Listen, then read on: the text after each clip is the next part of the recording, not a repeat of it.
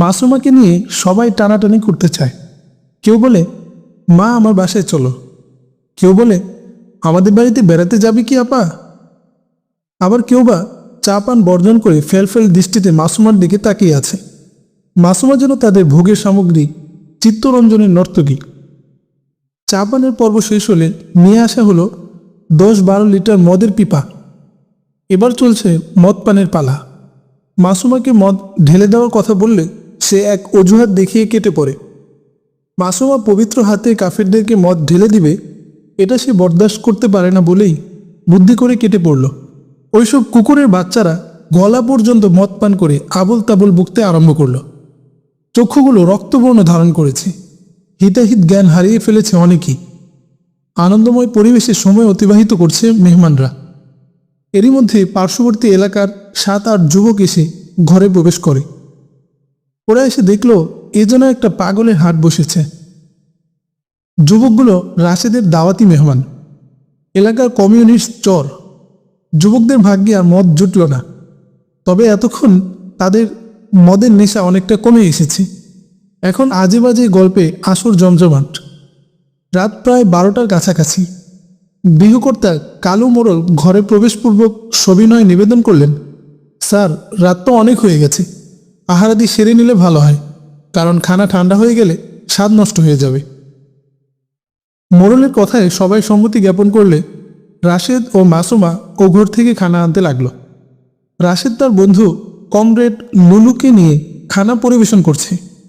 মাসুমা ভেতর থেকে খাবারগুলো এনে ওদের হাতে এগিয়ে দিচ্ছে। সাইমা এশার নামাজ আদায় করে অস্থিরতার মধ্যেই সময় কাটাচ্ছে। কখনো শয্যা গ্রহণ করছে, আবার শয্যা ত্যাগ করে বাড়ির বাইরে এসে পায়চারি করছে। তোরা ভারুনি সাইমার অস্থিরতা আঁচ করতে পেরে জিজ্ঞাসা করলেন, এখনো ঘুমাওনি যে? রাতে কি আর কোনো কাজ বাকি আছে? সাইমা উত্তর দিল, ভাইয়া, আমি একটু ওদিক থেকে ঘুরে আসতে চাই, কিছুই ভালো লাগছে না। হারুনি বলল, এত রাতে অযথা ঘোরাফেরা করতে যাওয়া কি ঠিক হবে? যাও, ঘরে যাও, এক্ষুনি ঘুমিয়ে পড়ো, আমি সকালে খোবায়েবের সন্ধানে রওনা দেব।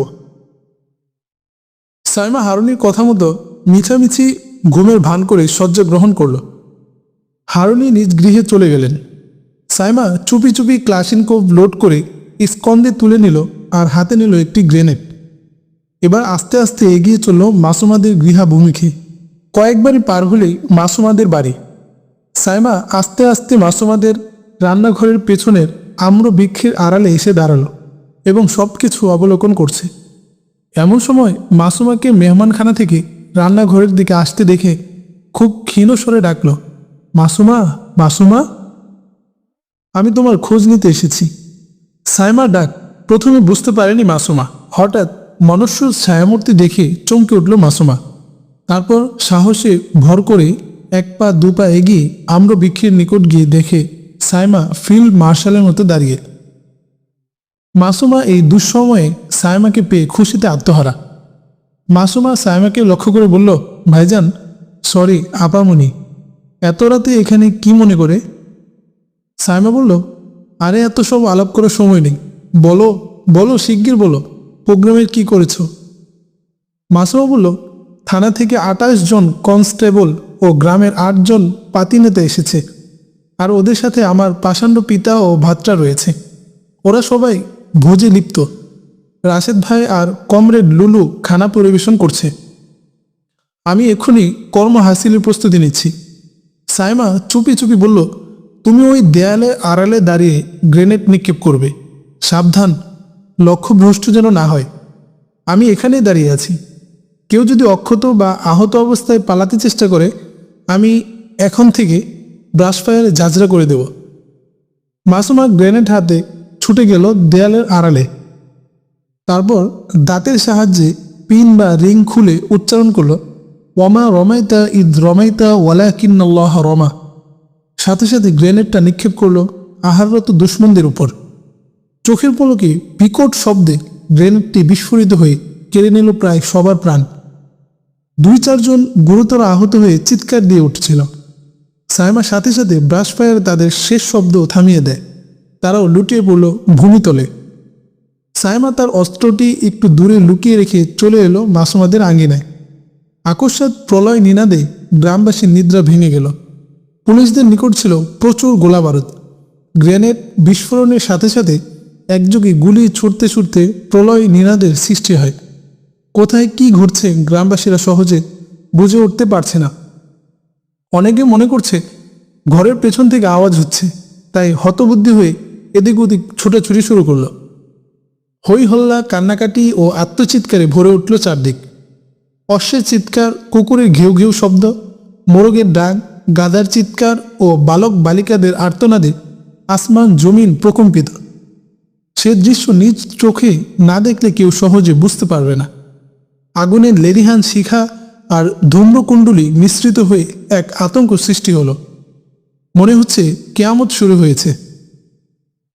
ফাতেমা রাগে, ক্ষোভে, দুঃখে, বেদনা ও অনুশোচনায় ঘরে শুয়ে কাঁদছিলেন। বিস্ফোরণের বিকট আওয়াজে তার ঘরটা কেঁপে উঠল। তার থেকে হাঁড়ি পাতিলগুলো হুমড়ি খেয়ে মেঝেতে পড়তে লাগল। খাটটিও মর্মর শব্দে কুকিয়ে উঠল। শয্যা থেকে উঠে দৌড়িয়ে বাইরে চলে এসে ফাতেমা কিংকর্তব্য বিমূঢ়।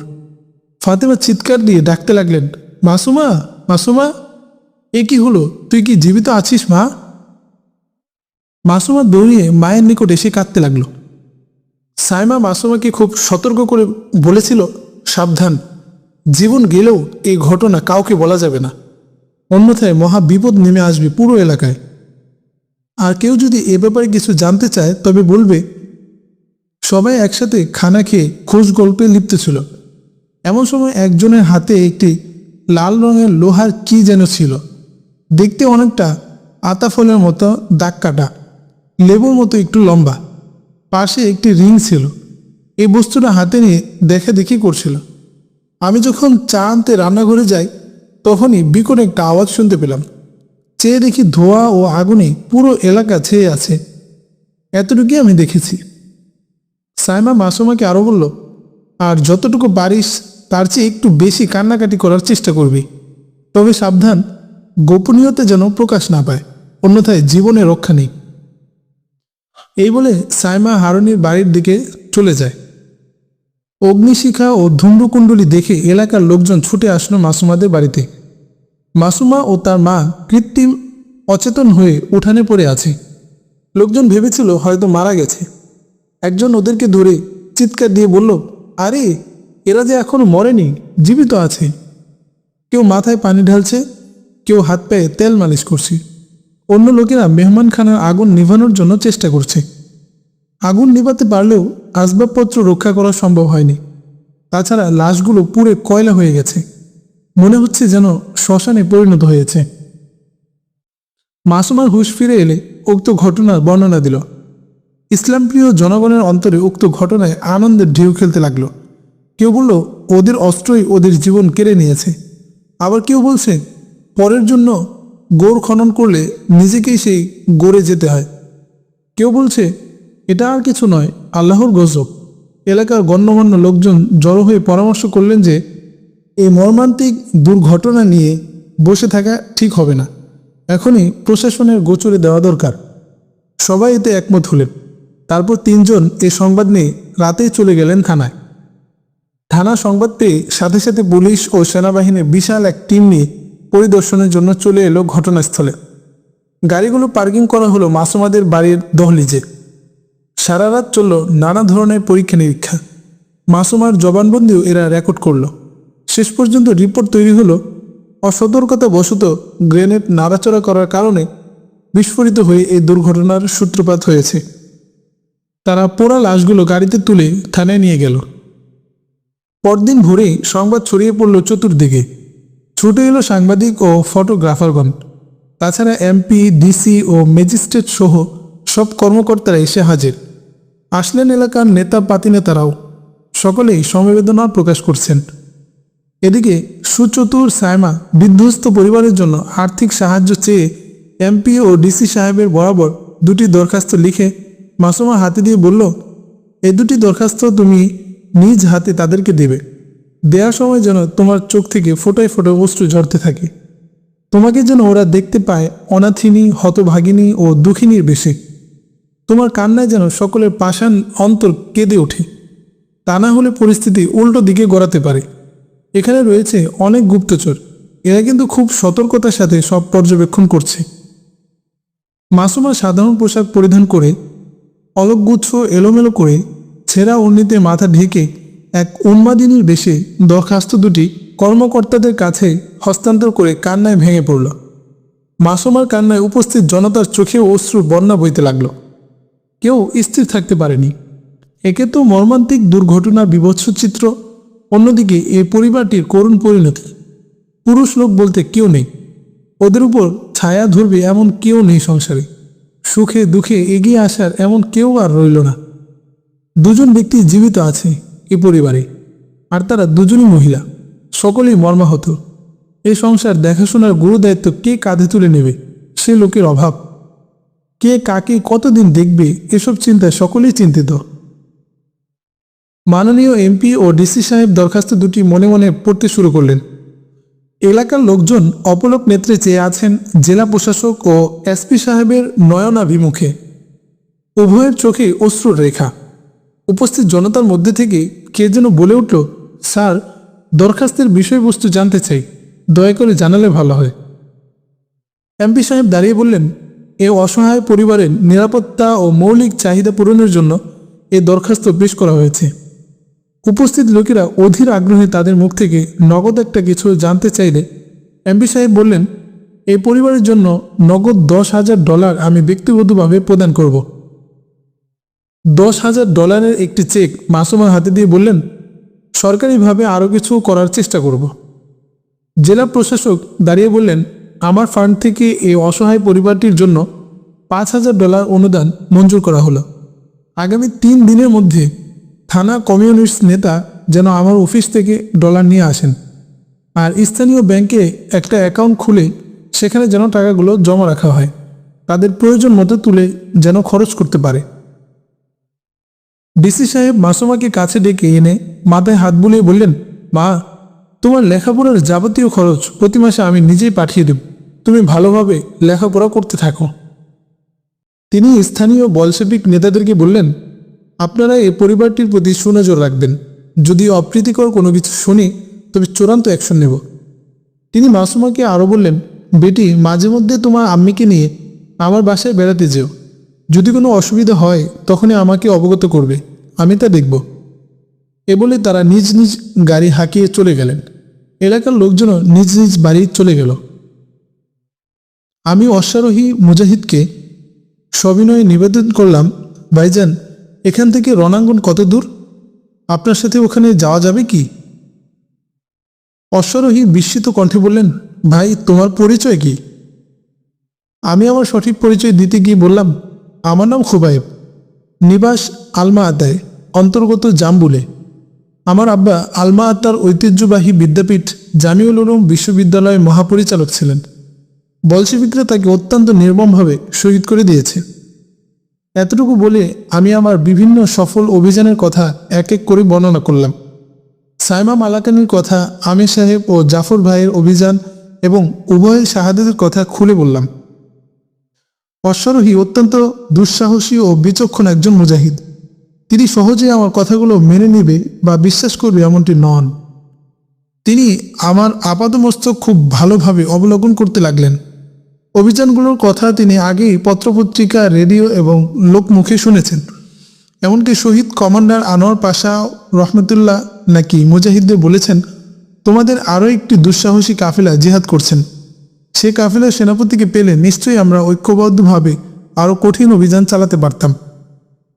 কিন্তু আফসোস, ওদের সাথে আজও কোনো যোগাযোগ হয়নি।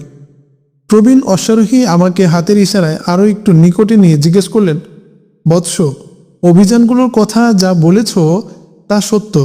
আমাদের প্রাণপ্রিয় সেনাপতির পবিত্র জবান থেকেও বারবার এসব হামলার কথা শুনেছি।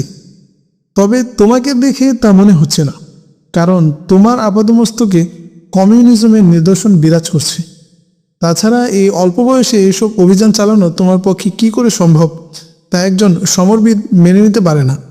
অপরদিকে এত বড় বড় হামলাও দু একজনের পক্ষে চালানো এবং চূড়ান্ত বিজয় অর্জন করা অবিশ্বাস্য।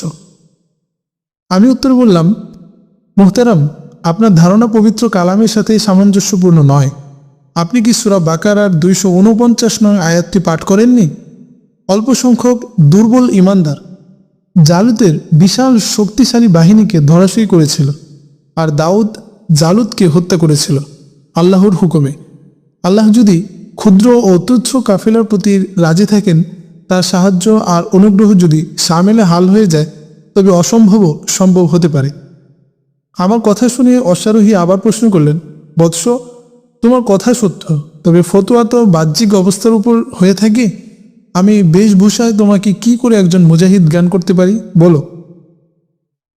আমি উত্তর করলাম, তা ঠিক, তবে মহানবী সাল্লাল্লাহু আলাইহি ওয়াসাল্লাম বলেছেন, যুদ্ধ কটু কৌশলের নাম।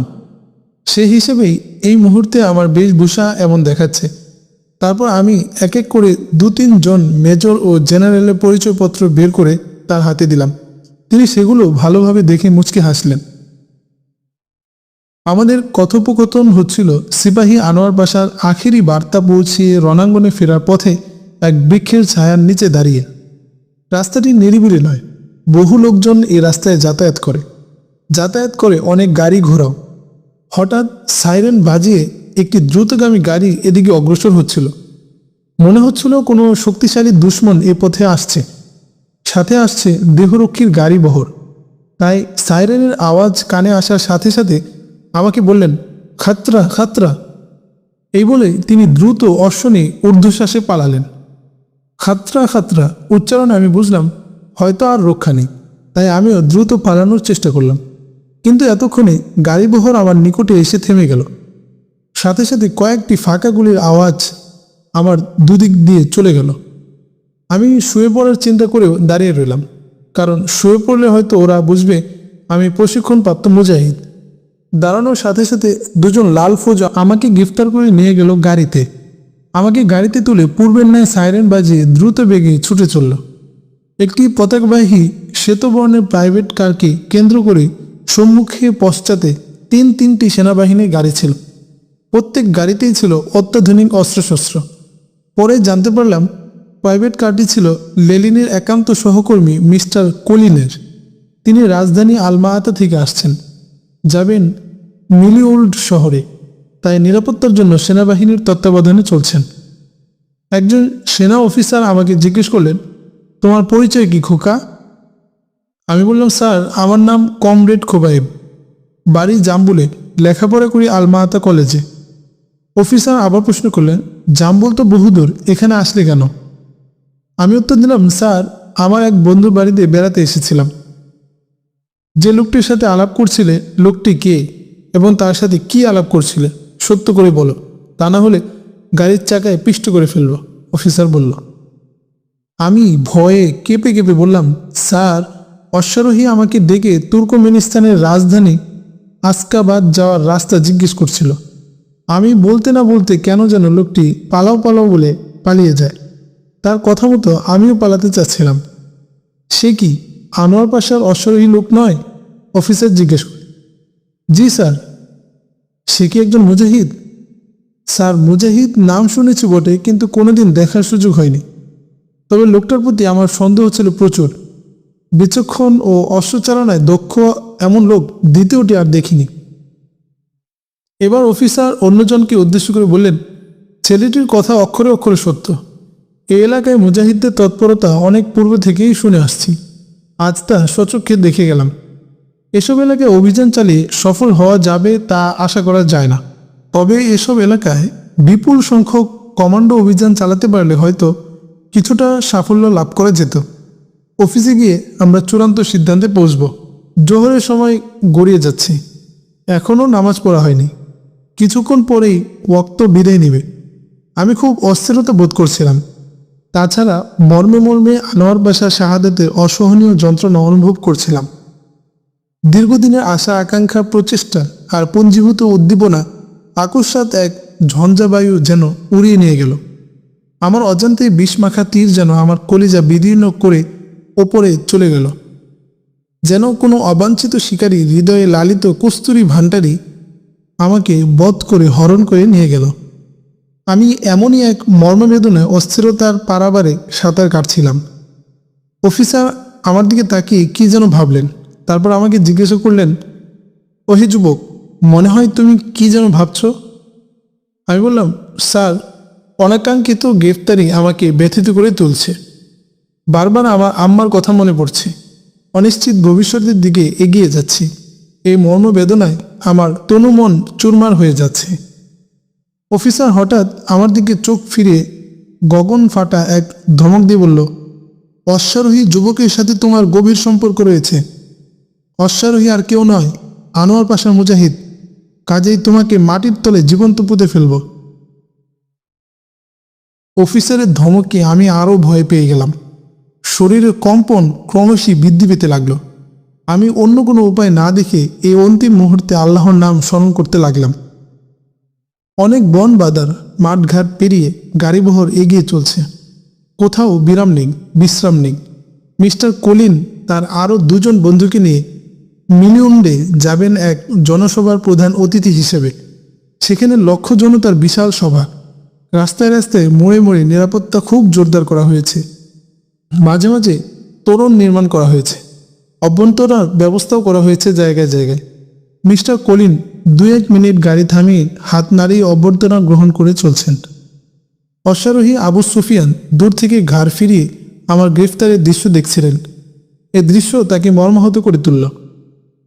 তিনি মনে মনে ভাবলেন যে হায়নারা নিরপরাধ একজন মুজাহিদকে ধরে নিয়ে গেল, হয়তো তাকে আর জ্যান্ত রাখবে না।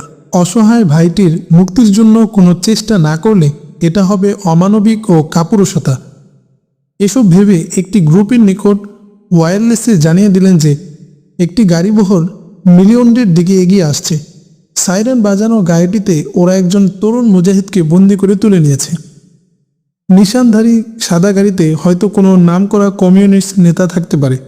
যদি সম্ভব হয় তোমরা তাকে উদ্ধার করার চেষ্টা করো। আবু সুফিয়ান ওয়্যারলেসে জানিয়ে দিলেন 17 নম্বর গ্রুপের কমান্ডার মুজাহিদুল ইসলাম হরবিকে। মুজাহিদুল ইসলাম হরবি স্বয়ং আনোয়ার পাশার নিকট প্রশিক্ষণ নিয়েছিলেন। আনোয়ার পাশার সাথে অনেক যুদ্ধে সাফল্যের পরিচয় দিয়েছেন বহুবার, তাই হরবির নাম জানে না এমন লোক কমই আছে। মুজাহিদুল ইসলাম সাথীদেরকে নিয়ে পরামর্শ করলেন কিভাবে গাড়িবহরে আক্রমণ করে আমাকে উদ্ধার করতে পারে। একজন মুজাহিদ কমান্ডার হরবিকে পরামর্শ দিলেন, মিলিয়ন গ্রামী মহাসড়কে যে বেইলি ব্রিজ রয়েছে, সে ব্রিজের 2-1টি পাত যদি খুলে ফেলতে পারি তবে একটি গাড়িও পার হতে পারবে না। তারপর আমরা আক্রমণ চালালে হয়তো কামিয়াব হব। হরবি এই পরামর্শ মেনে নিয়ে সবাইকে অস্ত্রে সজ্জিত হতে নির্দেশ দিলেন। MLR, LMG ও ক্লাশিনকোভ ও বিপুল পরিমাণ গোলা বারুদ ও ডিনামাইট নিয়ে ব্রিজে চলে আসলেন। অল্প সময়ে পাত খোলা সম্ভব নয়, তাই ব্রিজের নিচ দিয়ে মধ্যখানে ডিনামাইট ফিট করে দূরে পজিশন নিয়ে বসে গেলেন। একটি তেলবাহী ট্রাক ব্রিজে ওঠার সাথে সাথে ডিনামাইটটি বিকট আওয়াজে বিস্ফোরিত হয়ে যায় এবং ব্রিজটির কতক অংশ ধসে পড়ে। ট্রাকটি আশ্রয় নেয় নদীগর্ভে। পানির উপর দাউ দাউ করে আগুন জ্বলতে শুরু করে। এর অল্পক্ষণ পরেই আমাদের গাড়িবহর ব্রিজটির নিকট আসলো, কিন্তু পার হওয়ার উপায়। সবাই গাড়ি থেকে নেমে উপায় খুঁজতে শুরু করে। এরই মধ্যে দুদিক থেকে আরম্ভ হলো গোলাবৃষ্টি। প্রথমেই 7টি গাড়ির সবকটি চাকা ঝাঁঝরা হয়ে গেল ফায়ারে ফায়ারে। সৈনিকরা কিংকর্তব্য বিমূঢ় হয়ে গুলির জবাব গুলিতে দিতে লাগলো। এই সুযোগে আমি আস্তে আস্তে নদীর কূল ঘেঁষে চলে এলাম বহুদূরে। প্রচণ্ড গোলাগুলিতে 3 জন মুজাহিদ শাহাদত বরণ করলেন, আর 13 জন দুশ্মন প্রাণ হারালো। মারা গেল বলশেভিকদের প্রাণপ্রিয় নেতা মিস্টার লেনিনের একান্ত বন্ধু মিস্টার কলিন। 3 জন মুজাহিদ সামান্য আহত হলেন। দুশ্মন আহত হলো ডজন খানেক। 20-25 মিনিটের মধ্যে উভয় পক্ষের গোলাগুলি থেমে গেল। আমার ধারণা হলো যে উভয় পক্ষের গুলির সংখ্যা হয়তো কমে আসছে। তা না হলে সবগুলো দুশ্মন নিহত না হওয়া পর্যন্ত হরবি যুদ্ধ ক্ষান্ত করতেন না। গাড় ফিরিয়ে দেখি মুজাহিদরা আহতদেরকে নিয়ে যাচ্ছেন, আর অন্যরা কিছুক্ষণ পরপর ফায়ার করে চলছেন। সন্ধ্যার আর তেমন একটা বাকি নেই। সূর্যটা নিস্তেজ হয়ে পশ্চিম আকাশে ডলতে আরম্ভ করলো। এতক্ষণে আমি চলে এসেছি নদীর কূল বেয়ে অনেক দূরে, দুশ্মনের নাগালের বাইরে। জোহর আসর কাজা হয়েছে, তাই নদীর পানিতে উঁচু করে নিকটের এক বাঁশবাগানের ভেতর দাঁড়িয়ে কাজা নামাজ সহ মাগরিবের নামাজ পড়ছিলাম। দূর থেকে একজন লোক আমাকে দেখে চুপি চুপি এগিয়ে এলেন বাঁশবাগানের একদম নিকটে। বাঁশবাগানে আমাকে নামাজ পড়তে দেখে লোকটি সন্দেহ করেছে আমি আনোয়ার পাশার দলের মুজাহিদ কিনা, তাই নামাজ শেষ হওয়ার সাথে সাথে দ্রুত পদে আমার দিকে এগিয়ে এলেন। শুকনো পাতার মর্মর ধ্বনিতে আমার গায়ে শিউরে ওঠে। চেয়ে দেখি লোকটি আমার নিকট দণ্ডায়মান। লোকটি আমাকে প্রশ্ন করল, তোমার পরিচয় কি? সন্ধ্যার ঘন অন্ধকারে এখানে কি করছো? আমি জবাবে কি বলবো ভেবে পাচ্ছিলাম না, তাই চুপটি করে আঙ্গুলি গণনায় তাসবিহ পাঠ করতে লাগলাম। আগন্তুক কি যেন একটু ভেবে খুব নম্র সুরে বললেন, বাবা তোমার সাথে আর কোনো লোক আছে কি? উত্তর দিলাম, জি না, আমি একাই। তিনি আমার হাত ধরে নিয়ে চললেন তার গৃহের অভিমুখে এবং বলতে লাগলেন, এলাকার অবস্থা খুবই নাজুক। গত দুদিন আগে রাতের আধারে লাল ফৌজরা পুরো গ্রামে ক্র্যাকডাউন লাগিয়ে 10 জন মুজাহিদকে ধরে নিয়ে গেছে। তাছাড়া 15-20 জন দিনদার পরহেজগার আলেম ওলামাকেও ধরে নিয়ে গেছে। জ্বালিয়ে দিয়েছে 6টি বাড়ি, পাশবিক অত্যাচার করেছে মুসলিম মহিলাদের উপর। তিনি আরও বললেন, আমাদের এলাকায় আনোয়ার পাশার খুব প্রভাব ছিল। এমন পরিবার খুব কমই ছিল যে পরিবারের 2-1 জন মুজাহিদ আশ্রয় নেয়নি। দুঃখের বিষয়, ওলামাদের ফতোয়া প্রকাশের পর অনেকেই বিদ্রোহী হয়ে ওঠে, যার কারণে পরপর ক্র্যাকডাউন লাগিয়ে বলশেভিকরা ধরে নিয়ে গেছে মুজাহিদ ও তাদের সমর্থকদের। আমি জিজ্ঞেস করলাম, আনোয়ার পাশা কোথায় আছেন তা বলতে পারেন কি? লোকটি উত্তর দিলেন, না, বলতে পারবো না, তবে ধারণা হচ্ছে যে তিনি অলিপুর, বোলগ্রেড, চাখার, ডিমাল্যান্ড ও জুমুরিয়া এলাকায় আছেন। এসব এলাকায় প্রায় ঘরে ঘরে মুজাহিদ। তার কথায় বুঝতে পারলাম আনোয়ার পাশার শাহাদাতের সংবাদ এসব এলাকায় এখনও পৌঁছেনি। আমরা আলাপ করতে করতে অল্পক্ষণের মধ্যেই তার বাড়িতে এসে পৌঁছলাম। দিনমণি অস্তাচলে হারিয়ে গেছে কিছুক্ষণ আগে। ঘুটঘুটে অন্ধকারে ছেয়ে গেছে চারদিক। নিঝুম নিথর রজনী, চারদিকে কেমন যেন থমথমে ভাব বিরাজ করছে। বিশ্ব প্রকৃতি যেন পরিশ্রান্ত হয়ে মুখ থুবড়ে নিদ্রায় অচেতন। দূর আকাশে কয়েকটি নক্ষত্র মিটমিট করে জ্বলছে, এছাড়া কোনো প্রাণী জেগে নেই। সাইমা নামাজ আদায় করে তেলাওয়াত করছে। তুরাব হারুনি সাইমার গৃহে প্রবেশ করে বললেন, এলাকার পরিবেশ বেশ থমথমে, জানি না কখন কি ঘটে যায়। তোমরা সাবধানে থেকো। আমি প্রত্যুষেই খোবাইবের সন্ধানে তুর্কিস্তানের উদ্দেশ্যে রওনা হব। হারুনি সাইমার ঘর থেকে বেরিয়ে এসে বিছানায় শুয়ে পড়লেন। এদিকে বাঁধ ভাঙা জোয়ারের মতো ধেয়ে আসছে এলাকার যুবক যুবতীরা। সাইমা ঘর থেকে বেরিয়ে এলো যুবকদের নিকট। একই সুরে ভেসে আসলো সালামের ধ্বনি। সাইমা সালামের জবাব প্রদান করে সবাইকে সম্বোধন করে বলল, হে আমার যুবক যুবতী ভাই ও বোনেরা, ইসলাম নামক বৃক্ষের গোড়ায় তোমাদের মতো যুবক যুবতীদের তপ্ত লৌহ সিঞ্চন ব্যতীত সজীব হবে না। যুগে যুগে মুজাহিদরা তাদের শোণিত ধারা ইসলাম নামক বৃক্ষের গোড়ায় ঢেলে দিয়ে সজীব রেখেছে। কাজেই তোমাদেরকেও সে জানবাজ মুজাহিদদের পদাঙ্ক অনুসরণ করতে হবে। মৌলভী দেলাওয়ার হুজাইফি দাঁড়িয়ে বললেন, হে আমার মুজাহিদ বন্ধুরা, তোমরা সবাই মুসাফির ভাইয়ের নিকট জিহাদের বায়াত গ্রহণ করেছ। আমি মনে করি এ অঙ্গীকার মুসাফিরের হাতে নয়, এ অঙ্গীকার স্বয়ং আল্লাহর হাতে, এই শপথ তার রাসূলের হাতে। সুতরাং কেউ মুনাফিকি করবে না। তোমাদের ওয়াদাকে তো অর্থ করি অনতিবিলম্বে বাইতুল মালে জমা দিয়ে যুদ্ধের সরঞ্জামাদি ক্রয়ে সহযোগিতা করো। মৌলভী হুজাইফির ভাষণ শেষ করতে না করতেই মাহফিলের এক পার্শ্ব থেকে মাসুমা দাঁড়িয়ে বলল, জনাব আমির মোহতারাম, আমি আমার পিতা ও ভ্রাতার মৃত্যুতে সরকারিভাবে যে অনুদান পেয়েছি তা সম্পূর্ণই জিহাদের জন্য বাইতুল মালে জমা দেওয়ার অঙ্গীকার ব্যক্ত করছি। এ অর্থের মধ্যে আমার আম্মারও অংশ রয়েছে। তিনি নিজেই খুশি হয়ে তার অংশ দিনের রাস্তায় খরচ করার অনুমতি দিয়েছেন। সবগুলো টাকা 1 সপ্তাহের মধ্যে পেয়ে যাবেন। সব মিলে টাকার পরিমাণ হবে প্রায় $15,000। মাসুমার বক্তব্য শেষ হলে সাইমা দাঁড়িয়ে বলল, হে আমার প্রাণপ্রিয় বন্ধুরা, মাসুমার বক্তব্য হজরত আবদুল্লাহ রাদিয়াল্লাহু আনহু এর কথা স্মরণ করিয়ে দেয়। আবদুল্লাহ ইবনে উবাই একজন নামকরা মুনাফিক ছিল। নবী করিম সাল্লাল্লাহু আলাইহি ওয়াসাল্লামের সাথে যুদ্ধের ময়দানেও গিয়েছিল। সে সবসময় মুসলমানদের অনিষ্ট চিন্তায় লিপ্ত থাকত। আব্দুল্লাহ ইবনে উবাই নবী করিম সাল্লাল্লাহু আলাইহি ওয়াসাল্লাম ও সাহাবীদের বিরুদ্ধে আনসারদেরকে উত্তেজিত করে তুলল এই বলে যে, তোমরা তাদেরকে কোনো সহযোগিতা দেবে না এবং তাদেরকে দেশে আশ্রয় না দিয়ে বের করে দাও। উক্ত কথাগুলো যায়েদ ইবনে আরকাম রাদিয়াল্লাহু আনহু নিজ কানে শুনে মহানবী সাল্লাল্লাহু আলাইহি ওয়াসাল্লামের নিকট বলে দিলেন। নবীজি সাল্লাল্লাহু আলাইহি ওয়াসাল্লাম আব্দুল্লাহ ইবনে উবাইকে ডেকে জিজ্ঞেস করল। সে স্পষ্ট ভাষায় বলে দিল যে, আমি ওসব কিছুই বলিনি, যায়েদ ইবনে আরকাম মিথ্যা বলেছে। হুজুর সাল্লাল্লাহু আলাইহি ওয়াসাল্লাম তার কথাই মেনে নিলেন।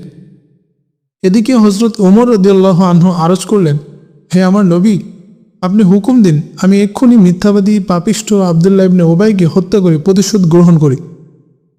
হযরত নবী করিম সাল্লাল্লাহু আলাইহি ওয়াসাল্লাম ওমরকে বারণ করলেন। আব্দুল্লাহ ইবনে উবাই এর ছেলের নামও ছিল আব্দুল্লাহ। তিনি ছিলেন খাঁটি ইমানদার। তিনি এসে বললেন, হে আল্লাহর নবী, আমার পাপিষ্ঠ পিতাকে যদি হত্যা করতে বলেন তবে আমাকে হুকুম দিন, আমি তাকে হত্যা করব। সুবহানাল্লাহ, কি ছিল নবী প্রেম! দিনের খাতিরে পিতা পুত্রের সম্পর্ক ছিল এমনটি। আজ মাসুমাও এই সত্যটি প্রমাণ করে দেখিয়ে দিয়েছে তার পিতা ও ভাত্রার হত্যার মধ্য দিয়ে। সাইমার কথায় সকলে আজ করতে পারল মাসুমার পিতা ও ভাত্রার মৃত্যুর রহস্য কী। অতঃপর রাত গভীর হওয়াতে সবাইকে বিদায় দিয়ে সাইমা নিজ গৃহে গিয়ে নামাজ আদায় করে শুয়ে পড়ল। রাত পোহায়ে ভোর হয়েছে। তোরা ভারুনি তৈরি হচ্ছেন খোবায়েবের সন্ধানে যাওয়ার।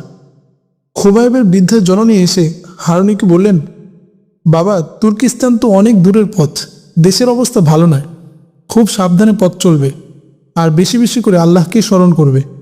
আল্লাহ যেন তোমাদেরকে আবার আমাদের মাঝে ফিরিয়ে আনেন। পথে ঘাটে বেশি বিলম্ব করো না, কিন্তু খোবায়েবের সন্ধান পেলে তাকে সঙ্গে করে নিয়ে এসো। আর যদি তাকে জেহাদের কাজে ব্যস্ত থাকতে হয় অথবা তাকে নিয়ে আসলে জেহাদের কাজে ব্যাঘাত সৃষ্টি হয়, তবে ওকে আনার জন্য বেশি পীড়াপিড়ি করবে না। আমার হুকুমের চেয়ে আল্লাহর হুকুম প্রাধান্য বেশি। আমার খেদমতের চেয়ে দিনের খেদমতের প্রয়োজন বেশি। অত্যন্ত শান্ত মেজাজে কথাগুলো বললেন খোবায়েবের বৃদ্ধা মা। সাইমা পাশে দাঁড়িয়ে কান পেতে কথাগুলো শুনছিল আর মনে মনে ভাবছিল যে, হায়, এ কত করুণ দৃশ্য, নিজেই ভাসমান ট্রেনের মতো। তদুপরি একমাত্র আদরের সন্তানকে আল্লাহর পথে সঁপে দিয়ে নিজেকে ধন্য মনে করছে। এত সহজ ব্যাপার নয় এটা। এমন মা কজনের আছে? সত্যিকার অর্থে তিনি এ যুগের বিবি খানসা রাদিয়াল্লাহু আনহা এর ভূমিকা পালন করছেন। সাইমা আরও ভাবছিল যে, হয়তো ইহজগতে খোবায়েবের সাক্ষাৎ আর পাবো না। আরও কত রাজ্যের চিন্তা সাইমার কচি মনে শিউলির মতো ভেসে বেড়াতে লাগলো। তৃষ্ণা নাস্তা এনে হাজির করলে সাইমা নিজ হাতে নাস্তা পরিবেশন করল। হারুনি খানা খাচ্ছেন আর ফাঁকে ফাঁকে তৃষ্ণাকে উপদেশ দিচ্ছেন। তৃষ্ণা যেন ঘর সংসার ভালোভাবে দেখাশোনা করে আর ঘরে উপস্থিত দুজন মেহমানের প্রতি যেন নজর রাখে। মেহমানদের আদর আপ্যায়নে যেন কোনো প্রকারের ত্রুটি না হয়। সাইমাকে বললেন সে যেন বেশি আবেগের বশে কোনো কিছু না করে। ঘড়ির কাঁটা সকাল 8টা পার হয়ে গেছে। আর বিলম্ব করা ঠিক হবে না, কারণ সকাল 9টার মধ্যেই ট্রেন ছেড়ে যাবে। হারুনি সকলের নিকট থেকে বিদায় ও দোয়া নিয়ে রিকশায় চললেন। কিছুক্ষণের মধ্যে রিকশা এসে স্টেশনে থামল। হারুনি টিকিট খরিদ করে ট্রেনের অপেক্ষায় বিশ্রামাগারে এসে বসলেন। এমন সময় একজন লোক এসে হারুনির পরিচয় জানতে চাইল। গায়ে তার মামুলি পোশাক, চোখ দুটো তার সন্ধানী, প্রতি চাহনিতে যেন সে কিছু আবিষ্কার করছে। হারুনি তার পূর্ণ পরিচয় দিলেন, কিন্তু লোকটির জন্য এতে তৃপ্তি হলো না। সে আরও খুঁটিয়ে খুঁটিয়ে প্রশ্ন করে অনেক বিষয় জানতে চাইল। হারুনি বুঝতে পারলেন লোকটি সাধারণ ব্যক্তি নয়, এ হয়তো উচ্চপদস্থ কোনো গোয়েন্দা হবে। তাই হারুনি প্রশ্নের উত্তরগুলো সতর্কতার সাথে দিতে লাগলেন। এর মধ্যে ট্রেন এসে স্টেশনে দাঁড়ালো। হারুনি জটপট করে ট্রেনে উঠে নিজ আসনটি গ্রহণ করলেন। ট্রেনটি এবার প্রলয় সিংহা বাজিয়ে পাগলা ঘোড়ার মতো সামনে এগিয়ে চলল। মেল ট্রেন হওয়ায় সব স্টেশনে দাঁড়ায়নি। স্টেশনের পর স্টেশন পেরিয়ে শুধু বড় বড় স্টেশনে এসে দাঁড়ায়। রাজধানীগামী ট্রেনটি এত অল্প সংখ্যক যাত্রী নিয়ে চলতে দেখে হারুনি অবাক হয়ে গেল। স্টেশনে অন্য সময়ের মতো ভিড় নেই। মনে হয় দেশে লোক সংখ্যা অনেকটা কমে গেছে। হারুনি ট্রেনে বসে বসে ভাবছেন স্টেশনে প্রশ্নকারীকে নিয়ে। এমত অবস্থায় দেখেন প্রশ্নকারী এদিক ওদিক তাকিয়ে অগ্রসর হচ্ছে। তার সাথে আরও কয়েকজন শক্তিশালী লোক, সকলেই অস্ত্রধারী। কাছে এসে প্রশ্নকারী আঙ্গুলি নির্দেশ করল। সাথে সাথে অস্ত্রধারী লোকগুলো হারুনিকে গ্রেফতার করল। হ্যান্ডকাপ পরিয়ে দিল তার হাতে। কেন তাকে গ্রেফতার করা হলো, কি তার অপরাধ, কিছুই বুঝতে পারেননি হারুনি। পুঞ্জীভূত বেদনায় অন্তর ভারাক্রান্ত। অশ্রুধারা আর বাদ মানছে না। আখি যুগলের অশ্রু গড়িয়ে সুরমা ধুয়ে গণ্ডদেশ বেয়ে অশ্রু ঝরছে। ধমনীর উষ্ণ রুধির ধারা আরও চঞ্চল উদ্যমে হৃৎপিণ্ড শতধা বিদীর্ণ করার উপক্রম। মুক্তির দ্বার উন্মুক্ত করার মতো কেউ নেই হারুনির সাথে। মুক্তির পথ আবিষ্কারের জন্য কতই না চিন্তার অথই পারাবার মন্থন করে ফিরে আসলেন অববাহিকায়, চরম ও পরম মুক্তিদাতা মহান রব্বুল আলামিনের দরবারে। হারুনি মনে মনে সকাতর প্রার্থনা করতে লাগলেন, হে আমার পরওয়ারদিগারে আলম, তুমি আমার জীবনের পাপ রাশিকে ক্ষমা করে দাও, তোমার এই অপরাধী বান্দাকে মাফ করে দাও। হে আল্লাহ, তোমার কুদরত আর হিকমতের কোনো সীমা নেই। কাফেররা তোমার পরম বন্ধু হজরত ইব্রাহিম আলাইহিস সালামকে আগুনে নিক্ষেপ করেছিলেন, আর তুমি তোমার মহিমা দ্বারা অগ্নিকুণ্ডকে পুষ্পোদ্যানে রূপান্তরিত করে দিয়েছিলে। হজরত ইউনুস আলাইহিস সালামকে সমুদ্রে নিক্ষেপ করে মৎস্য উদরে আশ্রয় দিয়ে আবার উদ্ধার করেছিলে। তোমার কুদরত বুঝার সাধ্য কারণে আমি আজ ভিখারি বেশে বুক ভরা আশা নিয়ে তোমার দুয়ারে হাজির হয়েছি। আসন্ন বিপদ থেকে তুমি ছাড়া মুক্তি দেওয়ার আর কেউ নেই। এ দাসের প্রতি দয়া পরবশ হয়ে তুমি আমাকে মুক্তি করে দাও। হারুনি সম্পূর্ণভাবে আল্লাহর কাছে আত্মসমর্পণ করলেন। দুপুর 12টা ট্রেনটি এসে দাঁড়ালো খান্ডেরা স্টেশনে। পুলিশ হারুনিকে নিয়ে ট্রেন থেকে নেমে গেল। খারডেরা স্টেশনের অদূরে থানা হেডকোয়ার্টার। হারুনিকে থানা গারদে ঢুকিয়ে দিল। কেন তার উপর এমন জুলুম, হারুনি জিজ্ঞেস করার ভাষা হারিয়ে ফেলেছেন অনেক আগে। কক্ষটি এতই সংকীর্ণ ছিল যে এর মধ্যে 5-6 জন লোকের সংকুলান হতে পারে, কিন্তু এই ক্ষুদ্র পরিসরে গাদাগাদি করে আসামি ঢুকানো হয়েছে 12 জন। বসা তো দূরের কথা, দাঁড়িয়ে থাকাও সম্ভব নয়। কক্ষটি ছিল প্রায় আলো বাতাস প্রুফ, অর্থাৎ তার ভিতরে কোনো আলো বাতাস প্রায় প্রবেশ করতে পারে না। অন্ধকার প্রকোষ্ঠ, মনে হয় দুনিয়ার সব অন্ধকার বন্দি করে রেখেছে কক্ষটিতে। ভেতরে একজন লোক সংকুচিত হয়ে ঢুকতে পারে। মলমূত্রের উৎকট গন্ধে সকলের প্রাণ উষ্টাগত। কখন দিন হয় আর কখন রাত হয় তা টের পাওয়া খুবই মুশকিল।